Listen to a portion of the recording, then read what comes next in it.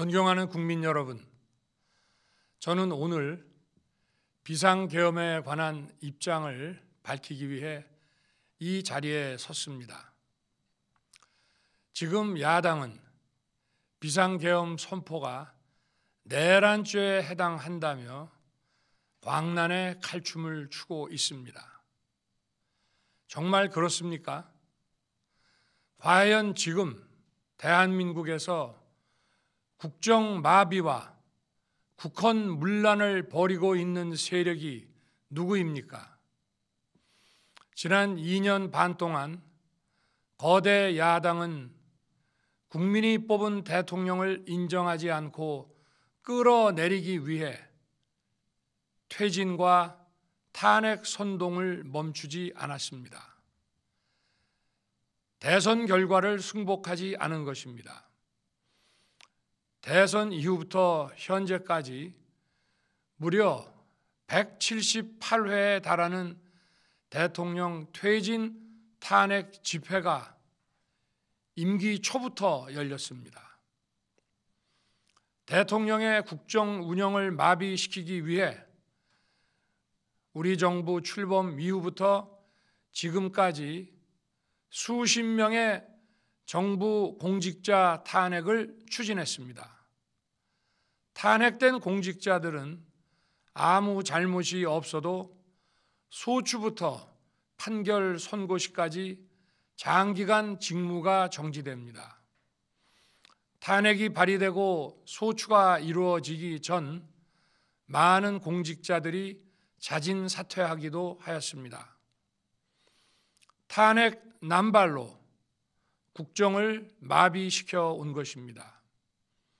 장관, 방통위원장 등을 비롯하여 자신들의 비위를 조사한 감사원장과 검사들을 탄핵하고 판사들을 겁박하는 지경에 이르렀습니다. 자신들의 비위를 덮기 위한 방탄 탄핵이고 공직기관과 법질서를 완전히 무너뜨리는 것입니다. 뿐만 아니라 위헌적 특검 법안을 27번이나 발의하면서 정치 선동 공세를 가해 왔습니다. 급기야는 범죄자가 스스로 자기에게 면죄부를 주는 셀프 방탄 입법까지 밀어붙이고 있습니다. 거대 야당이 지배하는 국회가 자유민주주의의 기반이 아니라 자유민주주의 헌정 질서를 파괴하는 괴물이 된 것입니다. 이것이 국정마비요, 국가 위기 상황이 아니면 무엇이란 말입니까? 이것뿐만이 아닙니다. 지금 거대 야당은 국가 안보와 사회 안전까지 위협하고 있습니다. 예를 들어 지난 6월 중국인 3명이 드론을 띄워 부산에 정박 중이던 미국 항공모함을 촬영하다 적발된 사건이 있었습니다. 이들의 스마트폰과 노트북에서는 최소 2년 이상 한국의 군사시설들을 촬영한 사진들이 발견됐습니다. 지난달 40일에는 40대 중국인이 드론으로 국정원을 촬영하다 붙잡혔습니다. 이 사람은 중국에서 입국하자마자 곧장 국정원으로 가서 이 같은 일을 벌인 것으로 확인됐습니다. 하지만 현행 법률로는 외국인의 간첩 행위를 간첩죄로 처벌할 길이 없습니다. 이러한 상황을 막기 위해 형법의 간첩죄 조항을 수정하려 하였지만 거대 야당이 완강히 가로막고 있습니다. 지난 정권 당시 국정원의 대공수사권을 박탈한 것도 모자라서 국가보안법 폐지도 시도하고 있습니다. 국가 안보를 위협하는 간첩을 잡지 말라는 것 아닙니까? 북한의 불법적인 핵무장과 미사일 위협 도발에도, GPS 교란과 오물 풍선에도, 민주노총 간첩 사건에도 거대 야당은 이에 동조할 뿐 아니라 오히려 북한 편을 들면서 이에 대응하기 위해 고군분투하는 정부를 흠집내기만 했습니다. 북한의 불법 핵 개발에 따른 유엔 대북 제재도 먼저 풀어야 한다고 주장합니다. 도대체 어느 나라 정당이고 어느 나라 국회인지 알 수가 없습니다. 검찰과 경찰의 내년도 특경비, 특활비 예산은 아예 0원으로 깎았습니다. 금융 사기 사건, 사회적 약자 대상 범죄, 마약 수사 등 민생 침해 사건 수사, 그리고 대공 수사에 쓰이는 기묘한 예산입니다. 마약, 딥페이크 범죄 대응 예산까지도 대폭 삭감했습니다. 자신들을 향한 수사 방해를 넘어 마약 수사, 조폭 수사와 같은 민생 사범 수사까지 가로막는 것입니다. 대한민국을 간첩 천국, 마약 소굴, 조폭 나라로 만들겠다는 것 아닙니까? 이런 사람들이야말로 나라를 망치려는 반국가 세력 아닙니까? 그래놓고 자신들의 특권을 유지하기 위한 국회 예산은 오히려 늘렸습니다. 경제도 위기 비상 상황입니다. 거대 야당은 대한민국의 성장 동력까지 꺼뜨리려고 하고 있습니다. 민주당이 삭감한 내년 예산 내역을 보면 잘 알 수 있습니다. 원전 생태계 지원 예산을 삭감하고 체코 원전 수출 지원 예산은 무려 90%를 깎아버렸습니다. 차세대 원전 개발 관련 예산은 거의 전액을 삭감했습니다. 기초과학연구, 양자, 반도체, 바이오 등 미래 성장 동력 예산도 대폭 삭감했습니다. 동해가스전 시추 예산, 이른바 대왕고래 사업 예산도 사실상 전액 삭감했습니다. 청년 일자리 지원 사업, 취약계층 아동 자산 형성 지원 사업, 아이들 돌봄 수당까지 손을 댔습니다. 산업 생태계 조성을 위한 혁신 성장 펀드, 강소기업 육성 예산도 삭감했습니다. 재해 대책 예비비는 무려 1조 원을 삭감하고 팬데믹 대비를 위한 백신 개발과 관련 R&D 예산도 깎았습니다. 이처럼 지금 대한민국은 거대 야당의 의회 독재와 폭거로 국정이 마비되고 사회 질서가 교란되어 행정과 사법의 정상적인 수행이 불가능한 상황입니다. 국민 여러분, 여기까지는 국민 여러분께서도 많이 아시고 계실 것입니다. 하지만 제가 비상계엄이라는 엄중한 결단을 내리기까지 그동안 직접 차마 밝히지 못했던 더 심각한 일들이 많이 있습니다. 작년 하반기 선거관리위원회를 비롯한 헌법기관들과 정부 기관에 대해 북한의 해킹 공격이 있었습니다. 국가정보원이 이를 발견하고 정보 유출과 전산 시스템 안전성을 점검하고자 했습니다. 다른 모든 기관들은 자신들의 참관하에 국정원이 점검하는 것에 동의하여 시스템 점검이 진행되었습니다. 그러나 선거관리위원회는 헌법기관임을 내세우며 완강히 거부하였습니다.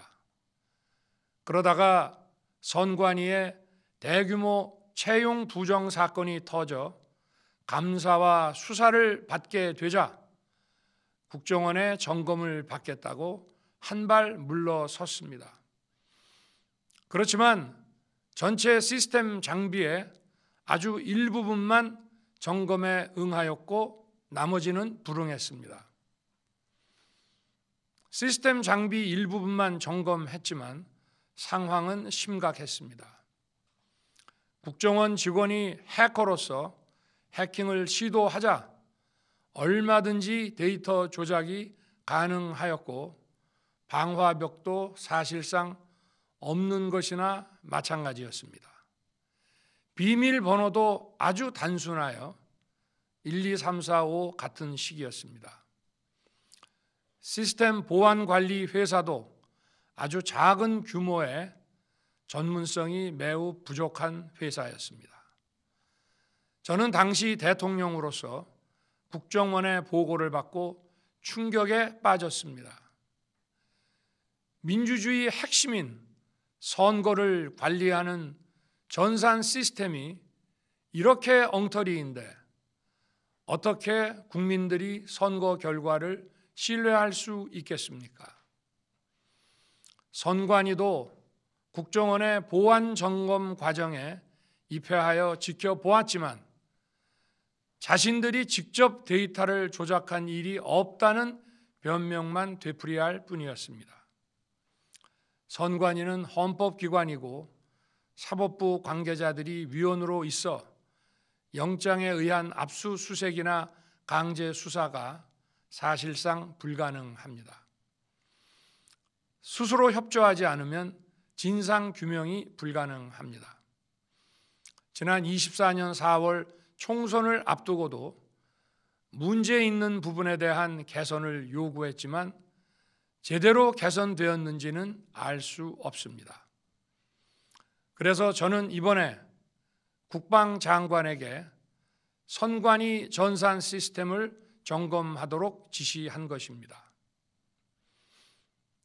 최근 거대 야당 민주당이 자신들의 비리를 수사하고 감사하는 서울중앙지검장과 검사들, 헌법기관인 감사원장을 탄핵하겠다고 하였을 때 저는 이제 더 이상은 그냥 지켜볼 수만 없다고 판단했습니다. 뭐라도 해야 되겠다고 생각했습니다. 이들은 이제 곧 사법부에도 탄핵의 칼을 들이댈 것이 분명했습니다. 저는 비상계엄령 발동을 생각하게 되었습니다.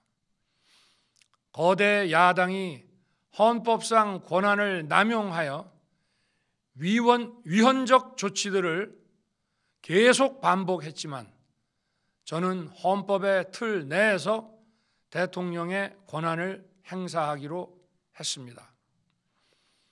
현재의 망국적 국정마비 상황을 사회 교란으로 인한 행정사법의 국가기능 붕괴 상태로 판단하여 계엄령을 발동하되 그 목적은 국민들에게 거대 야당의 반국가적 폐악을 알려 이를 멈추도록 경고하는 것이었습니다.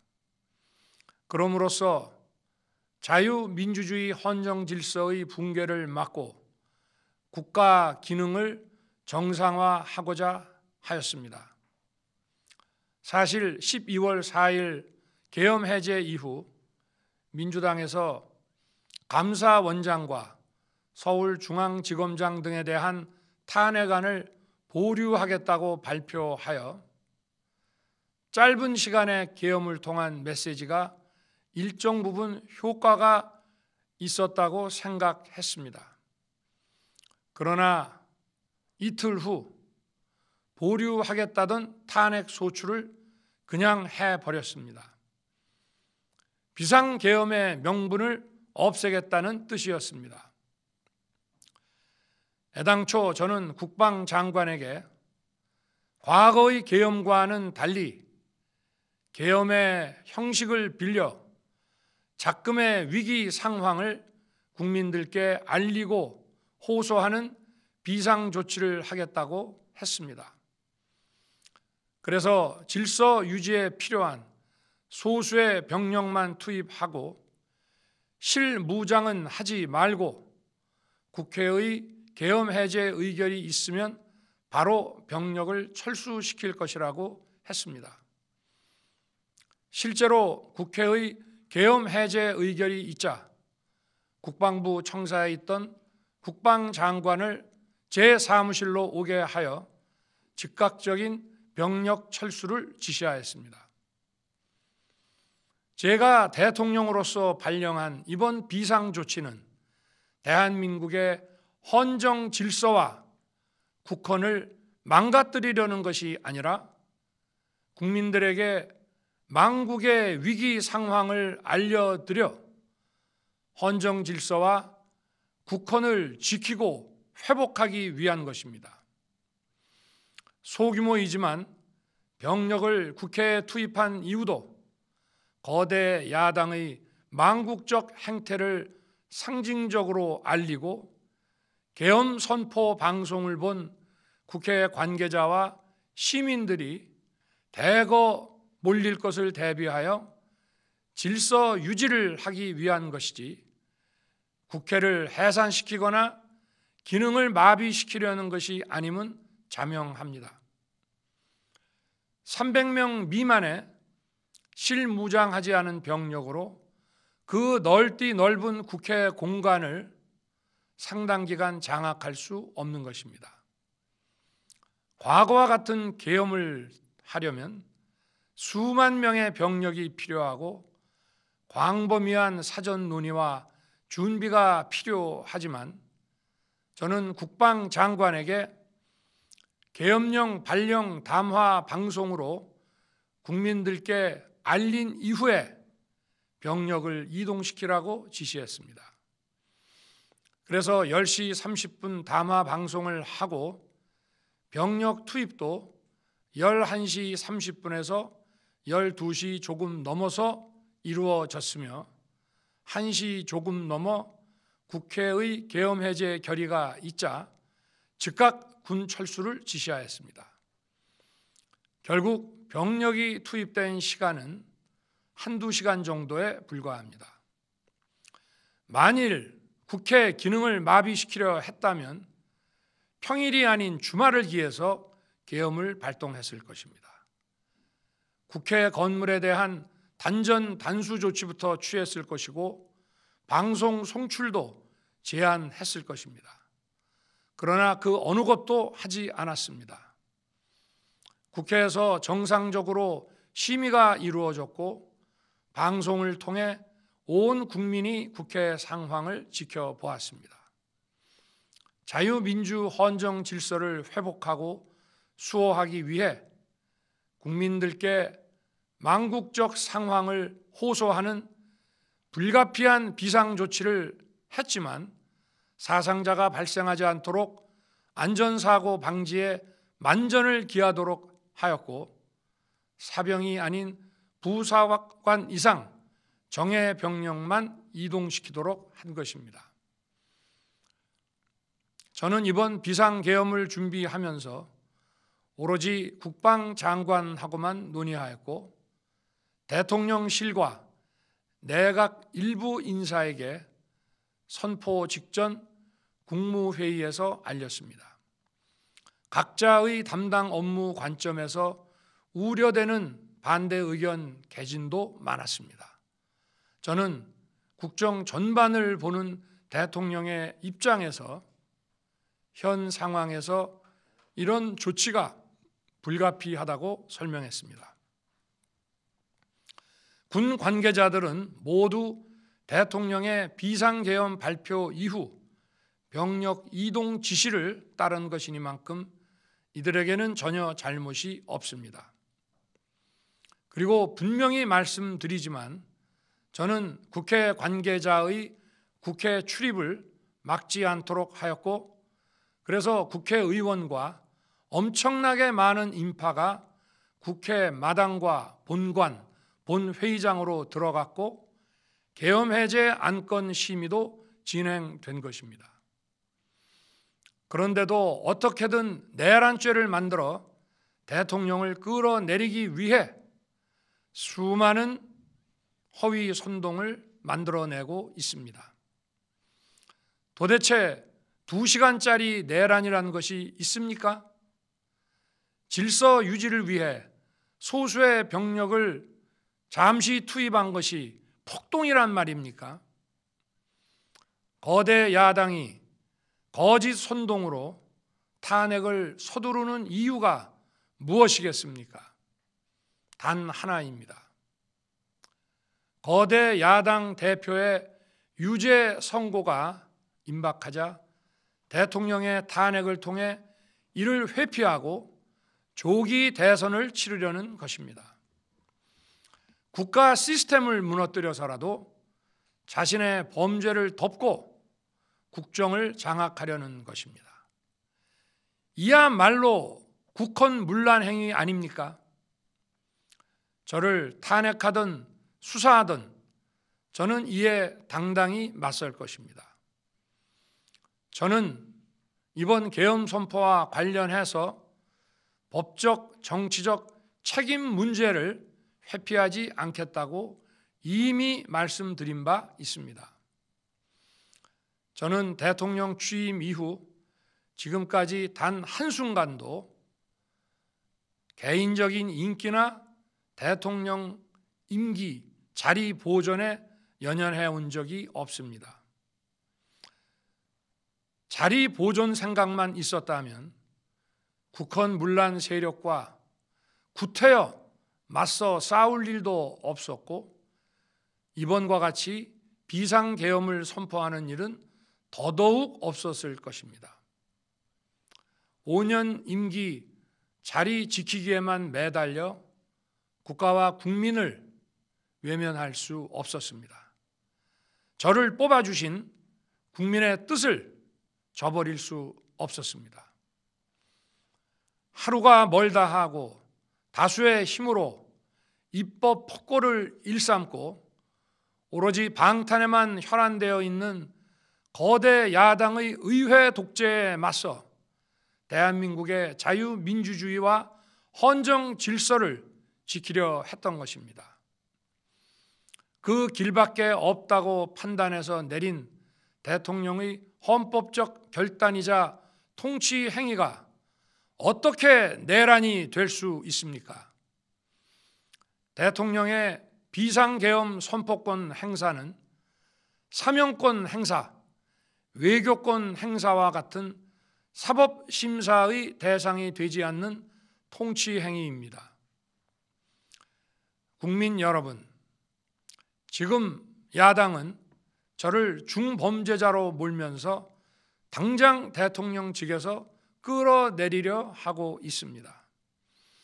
만일 망국적 국헌문란 세력이 이 나라를 지배한다면 어떤 일이 벌어지겠습니까? 위헌적인 법률, 셀프 면죄부 법률, 경제 폭망 법률들이 국회를 무차별 통과해서 이 나라를 완전히 부술 것입니다. 원전 산업, 반도체 산업을 비롯한 미래 성장 동력은 고사될 것이고 중국산 태양광 시설들이 전국의 살림을 파괴할 것입니다. 우리 안보와 경제의 기반인 한미 동맹, 한미일 공조는 또다시 무너질 것입니다. 북한은 핵과 미사일을 고도화하여 우리의 삶을 더 심각하게 위협할 것입니다. 그러면 이 나라 대한민국의 미래가 어떻게 되겠습니까? 간첩이 활개치고 마약이 미래 세대를 망가뜨리고 조폭이 설치는 그런 나라가 되지 않겠습니까? 지금껏 국정마비와 국헌문란을 주도한 세력과 범죄자 집단이 국정을 장악하고 대한민국의 미래를 위협하는 일만큼은 어떤 일이 있어도 막아야 합니다. 저는 끝까지 싸울 것입니다. 국민 여러분, 국정마비의 망국적 비상 상황에서 나라를 지키기 위해, 국정을 정상화하기 위해 대통령의 법적 권한으로 행사한 비상계엄 조치는 대통령의 고도의 정치적 판단이고 오로지 국회의 해제 요구만으로 통제할 수 있는 것입니다. 이것이 사법부의 판례와 헌법학계의 다수 의견임을 많은 분들이 알고 있습니다. 저는 국회 해제 요구를 즉각 수용했습니다. 계엄 발령 요건에 관해 다른 생각을 가지고 계신 분들도 있습니다만, 나라를 살리려는 비상 조치를 나라를 망치려는 내란 행위로 보는 것은 여러 헌법학자와 법률가들이 지적하는 바와 같이 우리 헌법과 법 체계를 심각한 위험에 빠뜨리는 것입니다. 저는 묻고 싶습니다. 지금 여기저기서 광란에 칼춤을 추는 사람들은 나라가 이 상태에 오기까지 어디서 도대체 무엇을 했습니까? 대한민국의 상황이 위태롭고 위기에 놓여 있다는 생각도 전혀 하지 않았다는 말입니까? 공직자들에게 당부합니다. 엄중한 안보 상황과 글로벌 경제 위기에서 국민의 안전과 민생을 지키는 일에 흔들림 없이 매진해 주시기 바랍니다. 국민 여러분, 지난 2년 반 저는 오로지 국민만 바라보며 자유민주주의를 지키고 재건하기 위해 불의와 부정, 민주주의를 가장한 폭거에 맞서 싸웠습니다. 피와 땀으로 지켜온 대한민국, 우리의 자유민주주의를 지키는 길에 모두 하나가 되어 주시길 간곡한 마음으로 호소드립니다. 저는 마지막 순간까지 국민 여러분과 함께 싸우겠습니다. 짧은 시간이지만 이번 계엄으로 놀라고 불안하셨을 국민 여러분께 다시 한번 사과드립니다. 국민 여러분에 대한 저의 뜨거운 충정만큼은 믿어 주십시오. 감사합니다.